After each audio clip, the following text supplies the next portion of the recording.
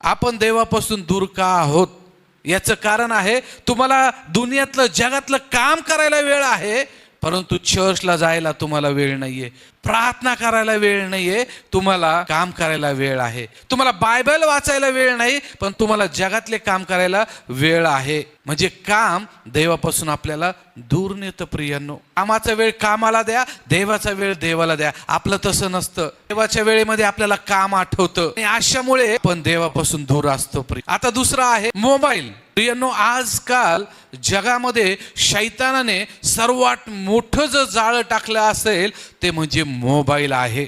आज पहा प्रियांनो, शैतानाने लहान लहान लेकरांना सुद्धा सोडलेलं नाहीये. मी जेवण करल कधी, ज्यावेळेस तुम्हाला मोबाईल पाहून देशील. का भयानक इफेक्ट या मोबाईलचा झालेला आहे. आणि आज ख्रिस्ती लोक सुद्धा, विश्वासू लोक सुद्धा या मोबाईलच्या शैतानाच्या जाळ्यामध्ये अडकलेले आहे आणि देवापासून ते दूर झालेले